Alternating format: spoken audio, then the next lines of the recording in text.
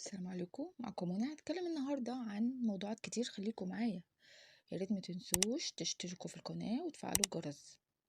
أول موضوع أن تم الإفراج عن المحتجزين المصريين في قضية طائرة زامبيا. وأنا أول واحدة اتكلمت في الموضوع ده وقلت إنهم هيطلعوا وراءه، وإنهم راحوا عشان عملية تجارية، وإنهم هيشتروا دهب، ودي ما فيهاش أي مشكلة. راحوا يشتروا دهب من زامبيا. قلت الكلام ده واتفرجوا على الفيديو بتاعي اللي هو سر طيارة زامبيا. تاني موضوع، كان نفسي ان دكتور صلاح جودة يكون عايش معانا دلوقتي.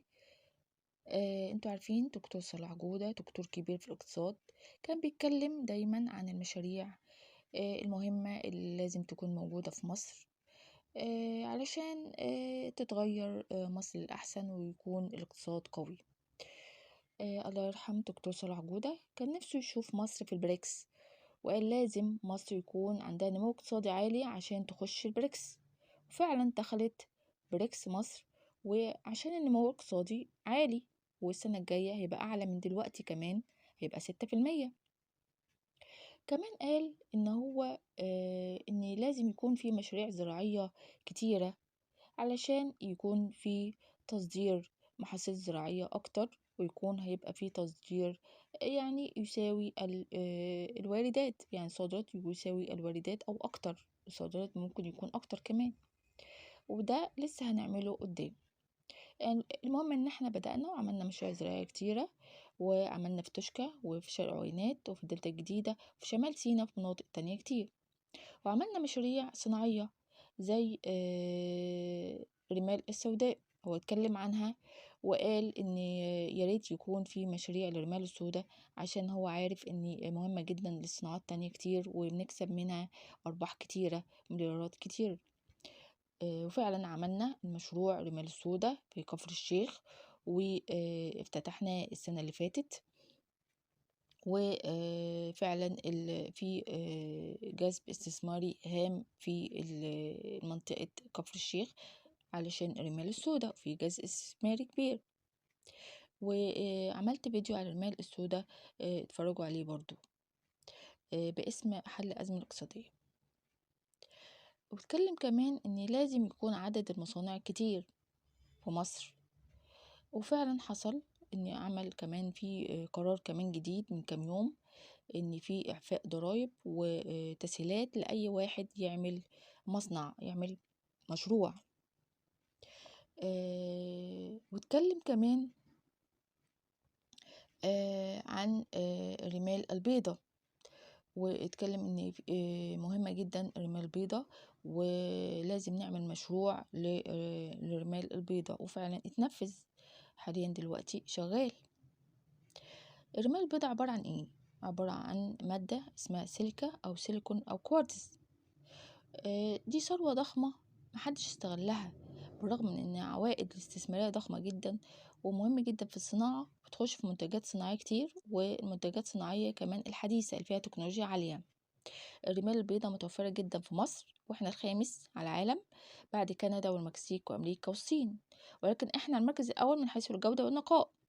نسبة السيليكا 99.7%، ونسبة أكسيد الحديد اللي هي شوائب 1/100%، نسبة صغيرة قوي. الرمال البيضاء موجودة فين في مصر؟ الرمال البيضاء موجودة في وادي قنا، وفي أبو زنيمة وهضبة الجنة في جنوب سيناء، وفي وادي الدخل في جنوب غرب الزعفران بالصحراء الشرقية. وهي عبارة عن الكمية كلها في مصر عبارة عن 20 مليار طن، كمية كبيرة. العالم كله مهتم أوي بالرمال البيضاء في مصر، لأنها ذات جودة عالية ونقاء عالي، وفي جذب استثماري كبير في مصر عشان الرمال البيضاء دي. بنعمل بيها ايه الرمال البيضاء دي؟ بتخش في صناعات ايه؟ بتخش في صناعة السيراميك والرخام والزجاج والخزف والأسمنت وعدسات بصرية، وكمان بتخش في الرقائق الإلكترونية اللي بتخش في أجهزة ومعدات كتير، اللي هي زي الكمبيوتر أو الموبايلات أو أي جهاز إلكتروني، شاشات، حاجات كتير. فهي مهمة كمان الرقائق الإلكترونية يبقى رمال بيضاء. نعمل الرقائق الإلكترونية، والرقائق الإلكترونية برضو بتخش في أجهزة كتير، فممكن نعمل الرقائق وفي نفس الوقت ونعمل مصانع الأجهزة دي.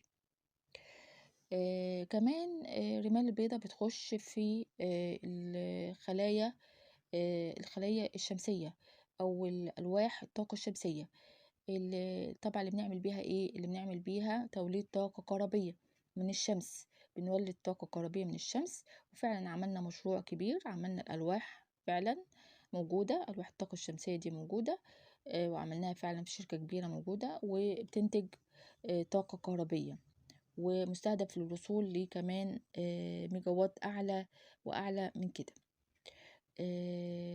يبقى عملنا الطاقة الشمسية حولناها لطاقة كهربية اللي هي الطاقة النظيفة. فعشان كده بيسموا الرمال البيضاء بترول المستقبل أو بترول العالم الحديث، علشان بدل الطاقة البترول والنفط القديم اللي بيعمل تلوث، لأ، يبقى فيه بيعمل الرمال بنعمل بيها الطاقة الشمسية، الطاقة الكهربية اللي بتعمل طاقة نظيفة وكويسة للبيئة. وعملنا المشروع بتاع الرقائق الإلكترونية ده، مشروع كبير، حوالي المساحة بتاعته حوالي 3000 متر مربع، يعني بيبقى على 3 مراحل، بيبقى عن طريق تحالف مصري عالمي، عشان بيجذب استثمار خارجي كبير. كمان الرمال البيضاء بنستخدمه في إنتاج ألياف ضوئية. الرمال البيضاء زمان قبل 2014 كنا بنصدرها خام، بنصدرها للطن ب20 دولار بس، ولكن في عام 2016 اتوقف دستور الرمال دي، وقال لازم نشتغل ولازم نعمل مصانع. فاحنا لو صدرناها كزجاج فهنكسب 1000 دولار، اما لو صدرناها كرقائق الكترونية هنكسب 100,000 دولار. فبكده يبقى الصناعة طبعا بنكسب فيه اكتر من ان احنا نصدره خام. الصناعة مهمة، يبقى منها صناعة ومنها كمان ممكن يعني الاستخدام المحلي، وممكن كتصدير ونكسب طبعا دولارات منه. فكده هيبقى في نقلة مصرية كبيرة تبع دول، هتبقى من الدول الصناعية الكبرى الاقتصادية الكبيرة، وكده هنقلل نسبة البطالة، ويبقى عدد العاملين المصريين كتير.